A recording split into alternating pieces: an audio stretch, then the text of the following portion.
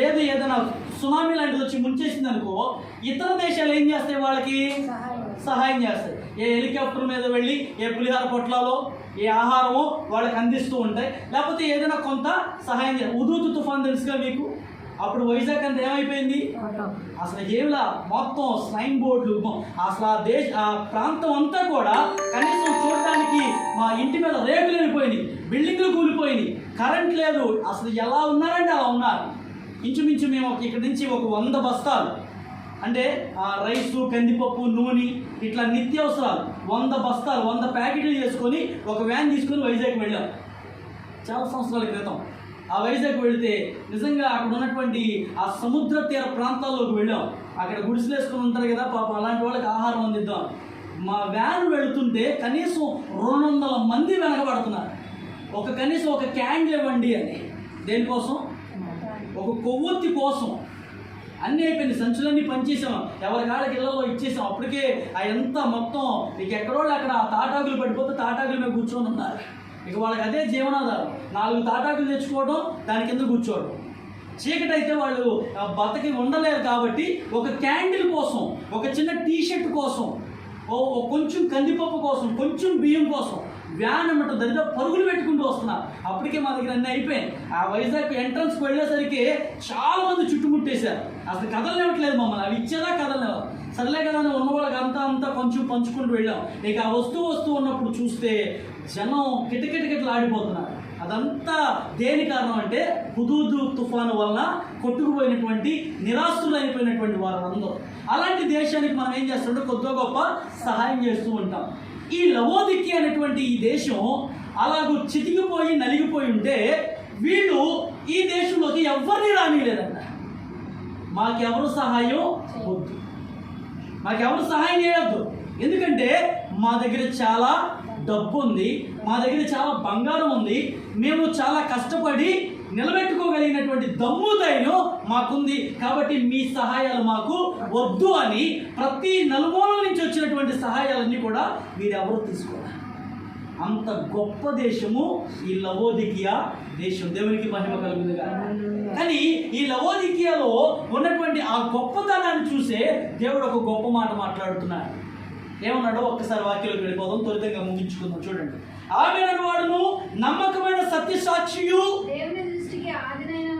ఆదినైన వాడు చెప్పు. ఇది తెలుసు కదా, దేవుడి గురించి చెప్పుకున్నాడు. ఆమెను వాడు నేనే, నమ్మకమైన సత్యసాక్షి నేనే. నాకు కలిగినటువంటి కేటగిరీస్ను బట్టి నేను మీతో మాట్లాడుతున్న మాట ఏమిటంటే నీ క్రియలు నేను ఎరుగుదును. 2 విషయాలు. ఉంటే చల్లగా ఉండు, వెచ్చగా ఉండు. ఈ మధ్యకాలంలో నేను ఒకసారి చెప్పా, ఎవరు చల్లగా ఉంటారు, ఎవరు వెచ్చగా ఉంటారు అని. ఇప్పుడు చల్లగా ఉండేవాడు ఎవరు, వెచ్చగా ఉండేవాడు ఎవరు మీరు చెప్పాలి. బాగా చెప్పారు. చల్లగా ఉండేవాడు చచ్చిపోయినోడు అంట. చెప్పండి. అంతేగా. చల్లగా ఉన్నవాళ్ళు తీసుకెళ్ళి ఎందులో పెడుతున్నారు? ఐస్ బాక్స్లో పెడుతున్నారు. ఇక వాళ్ళని ఎంత ముట్టుకున్నా ఇక వాళ్ళు చల్లగానే ఉంటారు. ఆ చల్లగా తీసుకెళ్ళి గోతులో దింపేస్తారు అంతే. బతికినోడు ఎలా ఉంటాడు? వెచ్చగా ఉంటాడు. ఇప్పుడు దేవుడు అంటున్న మాట ఏంటంటే నువ్వు చల్లగానైనా ఉండు అంటే సత్తే సావు, లేదా బ్రతికితే బ్రతుకు. నువ్వు చల్లగానైనను వెచ్చగానైనను ఉండిన మేలు ఉండక నిలువెచ్చగా. ఈ నిలువెచ్చని బ్రతుకు ఏంటండి? ఇది అర్థం కాని మాట. అంటే చచ్చి బ్రతికే బ్రతుక, ఎట్లా బ్రతికి చచ్చిన బ్రతుక? ఉంటే చచ్చిపోనన్నా చచ్చిపో, లేదా బ్రతికన్నా బ్రతుకు. చచ్చిపోయావంటే దేవుడి కోసం చచ్చిపోవాలి, బ్రతుకున్నావంటే దేవుడి కోసమే బ్రతుకుండాలి. మరి నిలువెచ్చని బ్రతుకు అంటే ఏంటి చెప్పాలి. నిలువెచ్చని బ్రతుకు అంటే ఏంటి? అటు సావాలేక ఇది బ్రతకాలేక. అంటే సగం లోకములో సగం దేవునిలో ఉన్నవాడు దేవునిలోనే ఉండాలి, లోకములో ఉన్నవాడు లోకంలో ఉండాలి. మనకు లోక ఉదాహరణ కూడా చాలా తెలుసు. 2 పడవల మీద ప్రయాణం అంతేనా? 2 పడవల మీద ప్రయాణం చేయలేం. ఇటో పడవ మీద కాలు, ఇటో పడవ మీద కాలు వేసామనుకో, కొంచెం మనం వెంకటేష్ లాంటి కొంచెం పడవ ముందుకు లాగాడు ఏమవ్వాలా? చెప్పరేంటండి? అంతే, అందులోకి వెళ్ళిపోవడమే ఆ నదిలోకి. కాబట్టి ఉంటే ఎలా ఉండాలి? చల్లగా ఉండాలి, వెచ్చగా ఉండాలి. నిలువెచ్చని బ్రతుకు దేవునికి ఇష్టం లేనటువంటిది. ఆ నిలువెచ్చని బ్రతుకు కనుక మనం జీవిస్తే లోకములోనన్నా ఉండిపో అంటే సాతాను సంబంధిగా బతుకు, లేదా దేవుని సంబంధమైన బ్రతుకు. దేవుడు కూడా చెప్పాడు, గోధుమలు గురుగులు తెలుసుగా మీకు. గోధుమలు గురుగులు. గురుగులు ఇష్టమా, గోధుమలు ఇష్టమా? నీ బ్రతుకు ఎలా ఉండాలి? గోధుమలాగా ఉండాలి.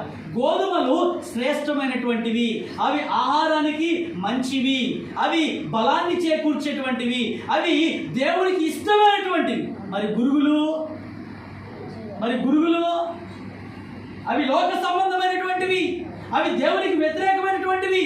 నీవు ఉంటే గోధుమ గింజ వలె ఉండు, భూమిలో పడు, భూమిలో చచ్చిపో, భూమిలో మొలకెత్తు, తద్వారా నీ వల్ల ఉపయోగం ఉంది. అదే గురుగులుగా ఉంటే నీ వల్ల ఏ ప్రయోజనం లేనే లేదు. నిలువెచ్చని బ్రతుకు దేవునికి ఇష్టము లేనటువంటి